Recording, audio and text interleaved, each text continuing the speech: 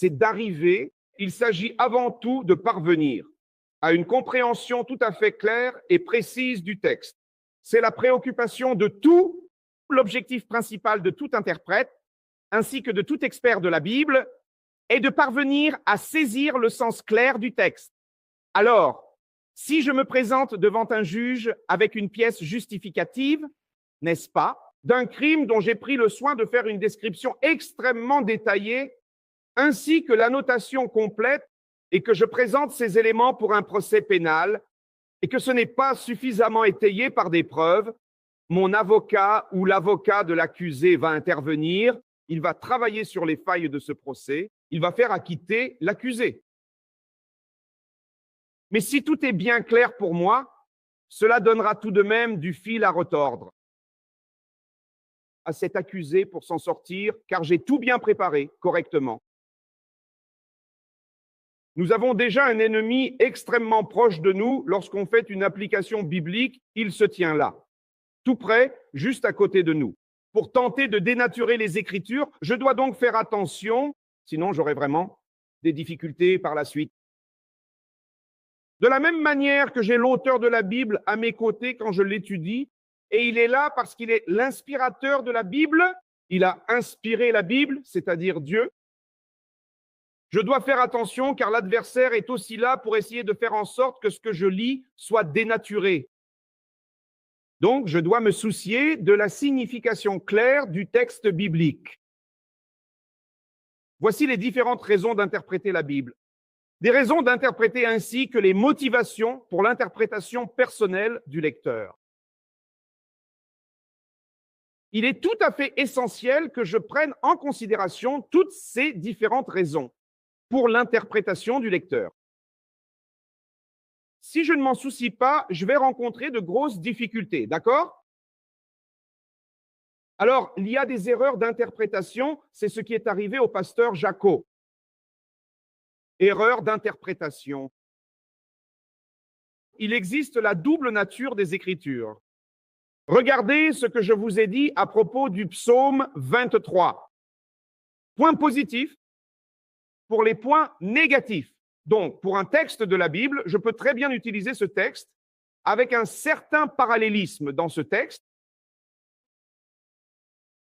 Il me faut bien comprendre qu'au sein de la Bible, il existe des hyperboles. Qu'est-ce qu'une hyperbole? Une exagération.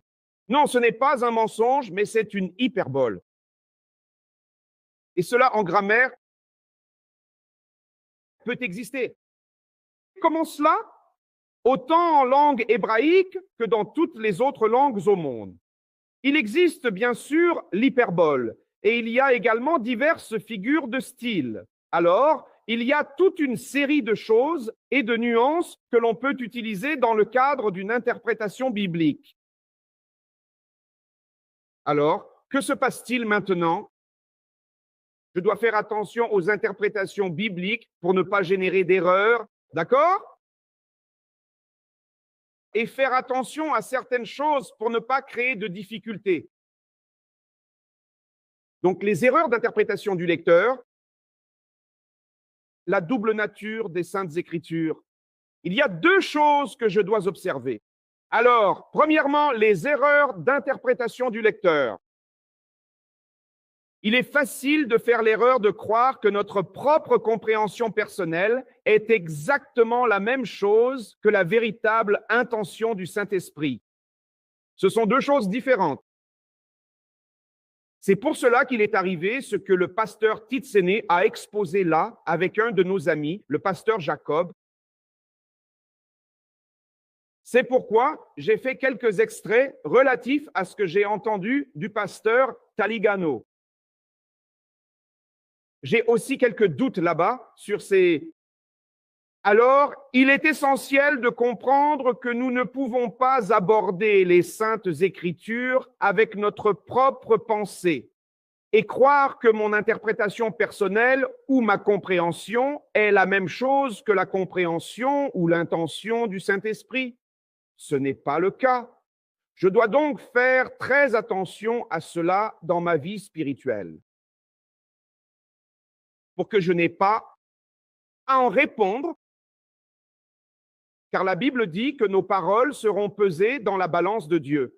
Et chacun sera alors jugé selon la mesure précise de cette balance.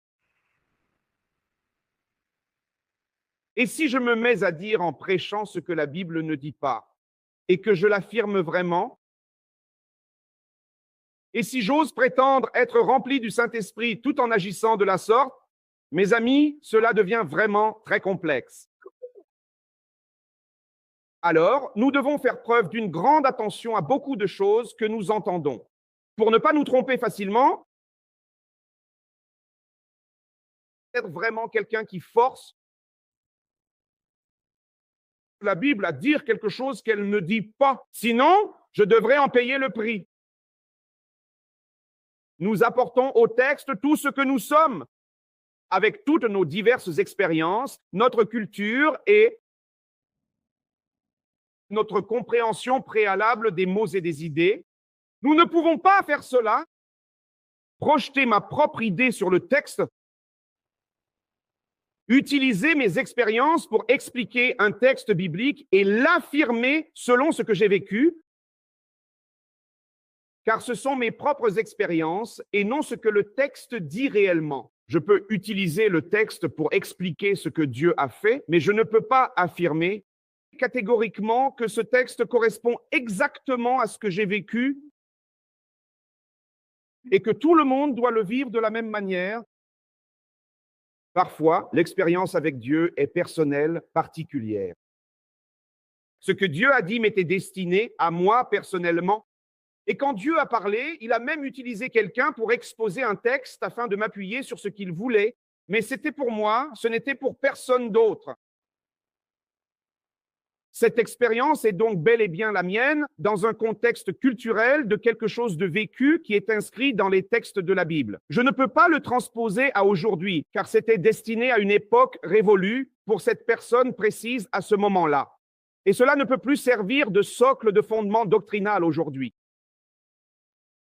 Je dois faire attention à cela. Je ne peux pas avoir une compréhension préalable des mots et des idées que j'ai pour les imposer au texte en disant que c'est ce que le texte dit. Ainsi, à chaque fois que je me penche sur l'étude de ce texte, il m'est indispensable de bien contextualiser le texte. La grande majorité des gens, en lisant divers textes sur l'Église réunie pour adorer, imaginent automatiquement des personnes assises tranquillement sur les bancs d'un bâtiment traditionnel, ce qui est très semblable à ce qui se passe dans leur propre réalité quotidienne. Je vais maintenant laisser le pasteur expliquer cela plus en détail et je m'arrêterai là pour l'instant. Donc, chaque fois que j'analyse attentivement le mot « Église » au sein de la Bible, je dois comprendre qu'il y a ici deux interprétations. L'Église en tant que bâtiment et le fait que je suis l'Église. En effet, parce que le mot « Église » provient directement du terme grec « ecclésia ». C'est précisément pour cette raison que vous étudierez plus tard l'ecclésiologie, qui est la science qui étudie les églises ou le concept de l'Église. Quand j'étudie l'Église, j'étudie le contexte, l'histoire de l'Église, le fondement de l'Église. Le fondement de l'Église, c'est Christ, car il a dit « Tu es Pierre », le mot Pierre, le nom Pierre, et Pétros en grec, et Pétros signifie fragment de petite pierre, tu es Pétros. Et sur cette pierre, la Christ se désigne lui-même, la pierre c'est lui, et sur cette pierre, tu es Pétros. Tu es un fragment de pierre, c'est-à-dire du gravier, et sur cette pierre ou ce rocher qui est moi, je bâtirai mon église et les portes de l'enfer ne prévaudront pas contre elle. Cela n'a rien à voir avec les 4 murs.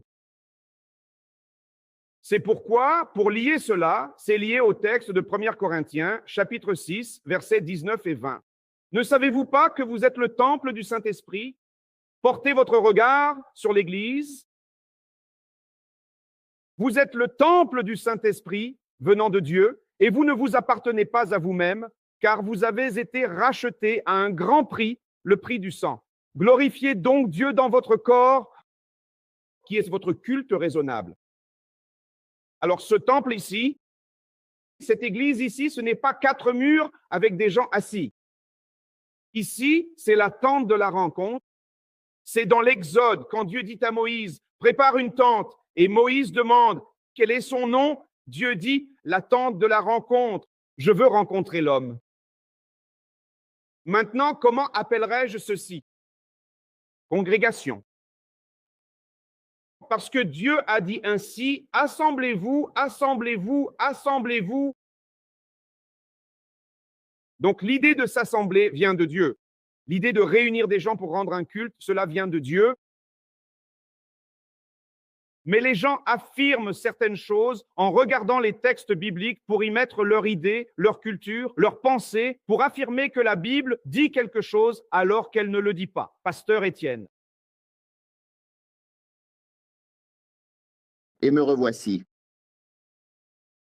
J'aimerais revenir sur ce que vous avez dit à propos du pasteur Taligano. Pour ce qui est du pasteur Taligano, il est vraiment très difficile de l'interpréter correctement lorsqu'il est en train de prêcher devant ses fidèles. Il y a beaucoup de choses qu'il dit avec lesquelles je n'étais pas d'accord non plus, mais j'essaie de comprendre profondément, spirituellement, ce qu'il veut dire. Je l'écoute plusieurs fois pour bien comprendre. Mais le problème du pasteur Taligano, c'est que sa francophonie n'est pas une francophonie française, c'est une francophonie africaine. Je comprends, mon ami. Et j'ai bien personnellement remarqué que son interprète était, attendez une petite seconde, qui était-ce déjà? Elisa? Et Mirel? Mirel. Elle ne faisait pas vraiment d'interprétation, elle se contentait de traduire mot pour mot ce qu'il disait, sauf que comme ils ne sont jamais allés en Afrique et ne saisissent pas toutes les nuances de la francophonie africaine, elle finissait par dire des propos qui devenaient même de la pure hérésie. Prenons un exemple concret. Quand un Africain affirme que beaucoup de gouverneurs s'agenouillent à ses pieds, cela ne signifie pas réellement qu'ils s'agenouillent physiquement devant lui. Il veut plutôt dire par là qu'ils ont choisi de se soumettre à son autorité spirituelle. C'est une hyperbole. Enfin, pas une hyperbole, c'est une figure de style. C'est A, l'Africain, il parle d'une manière que si on traduit en franais littéralement et qu'ensuite on traduit en portugais littéralement, ce n'est pas une figure de style pour eux et ce n'est pas non plus une figure de style pour lui. C'est une figure de style, mais pour eux, ça fait partie de leur vocabulaire. Et beaucoup de choses qu'elle traduisait littéralement, je me disais que ça donnerait autre chose. Moi, en écoutant, je sais comment traduire. Maintenant, le franais d'ici en Europe, il a traduit, c'est comme le portugais du Portugal avec le portugais du Brésil. Je suis allé voir une sœur du Portugal, elle est venue me voir et m'a montré une piste de théâtre. J'ai perdu un couple de l'église. À cause de quoi? Alors sa fille faisait une piste de théâtre? Alors j'ai dit, oui ma sœur, c'est de la comédie. On en fait aussi, sauf qu'on n'a pas trop l'habitude d'en faire. Je préfère donner la priorité à la parole, mais je n'aime pas trop faire de la comédie à l'église, seulement quand c'est un jour du gouvernement. Puis après, elle m'a envoyé un message, mais un de ces messages disant que j'avais traité sa fille de clown et qu'elle ne reviendrait plus dans son église car j'avais manqué de respect à sa famille et l'avais traité de clown. J'ai dit, ma sœur, quand ai-je traité votre fille de clown? J'ai compris plus tard que dans l'original, comédie vient de comique, et comique, c'est clown. Ce n'est pas de comédien comme on l'apprend au Brésil. Au Brésil, comédie vient de comédien, mais dans le portugais original, ela vient de comique, qui veut dire clown. Voyez le résultat, j'ai perdu ma famille. J'ai tout tenté pour expliquer, mais en vain. Alors le franais, il a beaucoup de rats aussi. Et si vous vous trompez dans l'interprétation, vous faites changer l'esprit des gens. Et j'ai beaucoup remarqué dans la prédication qu'il y a eu beaucoup de ça aussi. Je ne juge pas l'homme. Mais c'est bien quelque chose que j'ai pu remarquer. Je pense que c'est même facile à assimiler, pasteur. Ce que je trouve personnellement très extrême et dangereux, remarquez bien qu'il représente une autorité spirituelle. On doit comprendre aura et on ne peut pas toucher au lard l'autorité spirituelle. Nous sommes en train de faire une interprétation de textes bibliques. C'est ce que je veux que les frères comprennent. L'autorité spirituelle sur lui doit très par nous ervare. Il nous faut comprendre un certain nombre de choses. Peut-être ce manque de connaissances. La spiritualité est si élevée que la connaissance est en retrait. Et pour moi, la spiritualité sans connaissance, c'est du fanatisme. La connaissance sans spiritualité est charnelle. Alors, en fait, c'est Le fait de quelqu'un de charnel, donc ça m'inquiète, mon inquiétude, quand il dit ça, c'est facile à comprendre, parfait. Ma plus grande inquiétude, c'est quand il dit qu'il est Dieu sur terre, qu'il est le Christ. j'ai trouvé ça aussi particulièrement fort, parce qu'à un moment donné, il a déclaré que Dieu marche derrière lui et que lui marche devant. Et Regardez, il va descendre en enfer pour le rechercher. Et il va finalement le toucher du doigt et ce n'est plus Jésus. C'est l'homme parce qu'il a donné l'autorité. Alors je me suis dit, mon Dieu, écoutez bien, car je vais essayer d'expliquer quelque chose aux frères ici maintenant. Ne me voyez pas comme un objet de critique ou comme quelqu'un qui critique. Nous faisons une exégèse de textes bibliques et nous utilisons quelque chose qui s'est passé pour faciliter l'interprétation des frères. Ce que je dis, c'est que l'extrême est dangereux. Tout extrême est dangereux. Et si je suis extrémiste dans quelque chose, c'est ce qui est arrivé à Jacob. Jacob a été extrémiste en affirmant quelque chose qui n'est pas dans la Bible et ça fait du bruit. Oui, je comprends parfaitement. Je comprends très bien ce que vous dites. Je comprends. Je comprends tout à fait et parfaitement ce que le pasteur Claudio essaie de nous expliquer. J'ai moi aussi eu exactement cette même vision au tout début, la toute première fois que je l'ai entendu en parler. Mais après, j'ai fini par comprendre que lorsqu'il s'exprime ainsi, il souhaite en réalité faire directement référence à ce passage où Dieu a dit à Moïse « Tu seras comme un Dieu devant Pharaon ». Ce verset où Dieu parle à Moïse, tu seras Dieu devant Pharaon. Alors, il utilise comment pourrait-on exprimer cela? Cette explication que nous, ici-bas sur terre, l'Église du Seigneur est la représentation vivante de Dieu. Nous devons véritablement nous comporter comme la digne représentation de Dieu. Au début, j'étais étonné en écoutant ses prêches. J'ai compris son propos puisqu'il cite ce verset. Vous voyez, Moïse, quand Moïse avait peur d'affronter Pharaon, il a dit « Non, tu seras Dieu devant Pharaon ». Vous voyez? Et c'est ce qu'il utilise comme base pour expliquer que nous représentons Dieu sur cette terre. Et après, on voit d'autres prêches, on comprend qu'il ne s'affirme pas comme Dieu. C'est ce qu'il veut dire. Mais je sais que son langage est compliqué à comprendre. C'était tout. écoutez, le texte qu'il utilise est l'Exode. Nous lisons au chapitre 7. C'est bon? Le premier verset, Exode 7:1. Il est écrit dans les Écritures, alors le Seigneur dit à Moïse, « Voici, je t'ai établi comme Dieu pour Pharaon, et Aaron, ton frère, sera ton prophète. » Maintenant, nous allons devoir procéder à l'exégèse approfondie du texte, en interpréter chaque mot tout en pénétrant dans l'esprit du pasteur. On dirait que lorsqu'il transmet cela, c'est littéral. C'est là que réside le danger si l'on ne fait pas un filtre. Je n'ai pas de difficulté. C'est tout à fait ça, c'est ce que je dis. Quand on voit, J'ai étudié.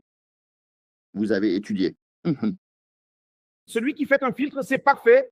On ne va pas s'embrouiller avec ça. Oui, je vois tout à fait. Nous parvenons à filtrer, à trier de manière très rapide, mais pour l'Église qui est assise là, immobile, pour qui n'a pas la connaissance, cela prête à confusion, mon frère. Parce qu'au fond, qu'est-ce que Dieu a voulu dire? Vous vous souvenez, j'ai dit qu'il fallait interroger le texte. C'est une question de contexte posée au texte. Règle d'herméneutique, règle d'exégèse. Première chose, interroger le texte. Qu'est-ce que Dieu a voulu dire par là quand il a parlé à Moïse? Voici, je t'établis comme Dieu pour Pharaon et Aaron sera ton prophète. Première chose, se poser la question. Alors, je dois maintenant comprendre le contexte de tout cela. Je dois donc regarder l'exégèse rapidement. Avec une Bible d'études, c'est facile. Quand Dieu prononça ces paroles, il dit à Moïse, « Écoute, tu seras devant Pharaon. » Et Dieu ne veut pas dire à Moïse, « Tu es devenu un Dieu au sens propre. » Si je fais ça, je commence alors à instaurer une image. C'est pour cela que Dieu prend le corps de Moïse et le cache. Car si Dieu laissait ce corps de Moïse, enfin exposé là, les gens en feraient une idole et feraient de Moïse un Dieu, le Dieu Moïse. Comme il y a Saint Pierre, Saint Barthélemy et Sainte Marie, patronne de je ne sais quel endroit, là où Dieu a préservé cela. Car Dieu n'a pas donné à Moïse l'autorité de Dieu en tant qu'image. Le Seigneur déclare que Moïse possède à partir de maintenant une autorité déléguée. C'est un peu comme si je disais à mon fils, va donc te rendre au supermarché d'Étienne et prends-y donc 1 kilo de viande. Si Étienne demande qui t'envoie, dis-lui que c'est moi. C'est mon propre fils qui y va, ce n'est pas moi, mais il y est allé en mon nom et a bien précisé que j'avais ordonné de prendre 1 kilo de viande. Le gérant et propriétaire de cet établissement, Étienne, va donner le kilo de viande à mon fils parce qu'il y est allé avec l'autorité que je lui ai donnée et il a pu me ramener finalement ce kilo de viande. Donc c'est lié à l'autorité et non à la personnalité. Quand il parle, en termes de personnalité, quand il en parle, il ne parvient pas vraiment à expliquer cette autorité. Et là, vous avez justement prêché cela ici à l'AGO. Vous avez parlé d'autorité à l'AGO. Alors, écoute bien, mon frère, si je prends maintenant le texte de l'Exode au chapitre 7, verset 1, je place solennellement sur la tête de mon fils un mandat et je lui dis, vas-y vraiment en mon nom. Je veux voir si le gars en face ne va pas finir par s'arranger avec lui parce qu'il y est allé en mon nom. Alors, pasteur. Attendez un peu, je vais vous redonner la parole. Quand j'engage un avocat, cet avocat, je dois signer une procuration. Quand je signe la procuration, je dis à cet avocat, parlez en mon nom. Je veux voir si le juge ne le reçoit pas en mon nom. Et il va régler mon dossier. Moi, vous et d'autres, c'est facile à comprendre. Mais quand on a affaire à un croyant superficiel, sans connaissance, le gars va se mettre à dire « Je suis Dieu ». Respecte-moi car je suis Dieu, mon frère. Oui, c'est ça qui est difficile. C'est vraiment difficile avec ce genre de prédicateur. Il y a certains hommes qui, je crois il y avait un pasteur, le pasteur Gilmar, qui ne pouvait plus prêcher pour l'Église. Il était déjà un leader de leader, car le leader comprenait déjà ce qu'il disait, mais ça n'allait pas. Une autre chose qu'il a dite, que le pasteur Claudio a aussi confondu à cause de l'interprétation, il dit Dieu derrière lui. Ça, donc, quand j'y vais, Dieu est derrière moi. Il ne dit pas que Dieu est derrière lui. Il dit qu'il ne vient pas de son propre chef. Il parle de protection. Il parle de protection. Non, ce n'est pas ce qu'il dit. Il dit, j'y vais, mais je n'y vais pas de ma propre volonté. Derrière moi, il y a celui qui m'a envoyé. Ça ne veut pas dire que Dieu est derrière. C'est ce qu'il veut dire. Dans son langage africain, je ne suis pas là à frapper je ne viens pas ici, par moi-même. Derrière moi, il y a quelqu'un qui m'a envoyé. Ça ne veut pas dire qu'il est derrière lui. Il dit par là que je ne suis ici devant à faire ça que parce que j'ai été envoyé par quelqu'un là-bas derrière. C'est ce que l'expression africaine veut dire. Ça veut dire que je suis ici à représenter Dieu parce qu'il m'a envoyé là-bas derrière. Donc je suis ici devant, mais derrière moi, il y a quelqu'un qui me soutient dans ce que je suis en train de faire. Ça ne veut pas dire qu'il est derrière. Vous comprenez? Je comprends parfaitement. Nous sommes vraiment faciles à comprendre, cher pasteur. Non, le problème n'était pas vous. Le problème n'est pas là. C'est dans la façon dont le traducteur a traduit qu'il a dit que Dieu était derrière. Et ce n'est pas ce qu'il disait. Imaginez que celui qui écoute, d'un point de vue, et il y a plusieurs points de vue pour analyser les choses, si vous êtes devant, vous voyez sous un certain angle, si je suis ici, j'en vois un autre. Si quelqu'un est à droite, sous un autre angle, un autre, mais celui qui prêche doit observer ses côtés. Mais comme je vous l'explique, son français n'est pas un français de France, c'est un français d'Afrique. C'est pour ça que vous n'aviez pas cette... Je peux comprendre ça. Je peux comprendre ça, pasteur. Je dis que quand je prêche quelque chose, que je prêche, par exemple, aujourd'hui, nous prêchons un média très vaste. Pourquoi? Parce que je transmets. Vous transmettez. Quand vous transmettez, que diverses langues vous écoutent attentivement et font cette interprétation. Il y a vraiment des gens qui font cette interprétation avec précision au pied de la lettre. Quand on fait l'interprétation au pied de la lettre, et moi qui prêche, je n'observe pas les extrêmes de cela et je prêche concentré ici seulement, mais je ne parle pas qu'ici, je parle à un peuple de niveau mondial. Alors, je dois faire attention à ce que je dis. Parce que voilà, je suis revenu de là-bas et je suis allé regarder quelques-unes de ces vidéos. Je veux amener ce gars ici au Brésil. Je veux qu'il prêche ici à Rio. J'en ai déjà parlé en Alagoas cette semaine, j'en ai parlé la semaine dernière, j'en ai parlé à Aracaju dimanche. Je veux le voir ici en chair dans notre église. Je ne sais pas comment. Comment il va arriver ici? Je ne sais pas. Mais bon, imaginez que cet interprète professionnel, il doit constamment changer de version très rapidement. Oui, il est essentiel de bien connaître, d'être celui qui maîtrise la langue. Le pasteur Alex, lui, parle de la même manière. Vous pouvez demander à Claudio. Alors, la langue africaine est compliquée. Il faut la vivre. J'ai vu le pasteur Alex est aussi un peu compliqué à comprendre. J'ai vu Alex danser pour la première fois là-bas, quand je suis allé en Afrique d'ailleurs, quand je suis allé en Europe, j'ai vu Alex en chair à l'église, se laissant aller. Mais que... C'est-à-dire qu'il s'est senti chez lui avec la langue qu'il entendait. C'est la raison pour laquelle, dans la traduction et la correction du livre, il a commencé à éprouver des difficultés. Mais pourquoi donc? Parce que la vision est une vision pour ce groupe de personnes spécifiques et on ne peut pas regarder la Bible uniquement pour ce groupe, car la Bible est universelle. Alors, quand je fais l'interprétation de la Bible, il m'incombe de réaliser l'interprétation pour l'ensemble de tous les peuples de la terre. Et donc, vous qui êtes en classe, en train d'étudier, vous devez comprendre cela. Au moment où le Seigneur s'adressa de cette manière à Moïse, « Écoute, tu iras et tu seras comme un Dieu pour Pharaon. » Dieu dit ainsi à Moïse, « Tu deviendras ma propre bouche devant Pharaon. »